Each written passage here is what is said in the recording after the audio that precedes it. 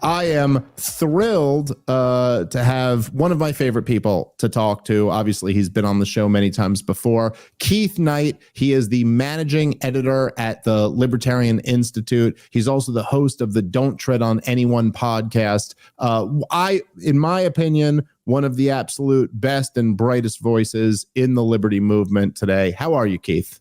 I am doing very well, Dave. I've been loving your Piers Morgan appearances, dude. You've been knocking them out of the park. I'm so happy we're reaching those people.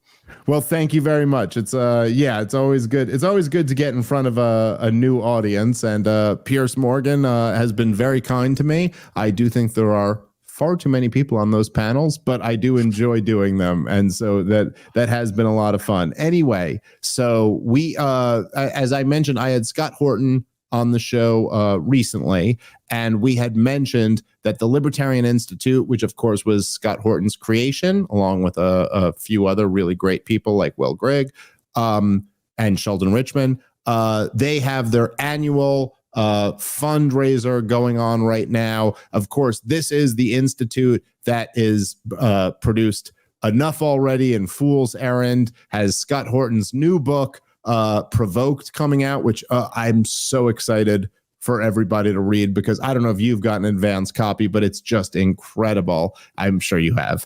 And of course, your fantastic book, Domestic Imperialism, was published by the Libertarian Institute. Of course, Tom Woods, if you guys are familiar, if you remember when I debated Chris Cuomo, the book that I gave him was Diary of a Psychosis by Tom Woods, that was also published by the Libertarian Institute. Just an incredible organization. If you can give money, this is like the best thing to give money to. So anything else you want to say about that, and then we'll get into the episode. But what do you have to say about the Libertarian Institute?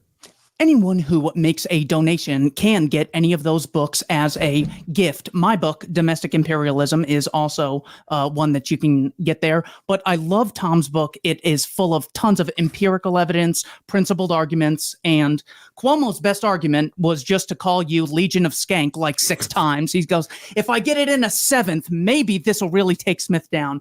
But when you're armed with Tom Woods' COVID book, nothing is able to compete against it. So yes, Scott Horton, very wealthy in knowledge. However, when it comes to monetary wealth, Scott and I do need funding for our next books. I'm working on 2 more myself. We have a Waco project in the works, constantly trying to hire people so we can be the libertarian educational website. So you can go to our search engine, type in minimum wage, Winston Churchill, agricultural subsidies, and get the libertarian position on those. Progressives say, we want to give you a free education.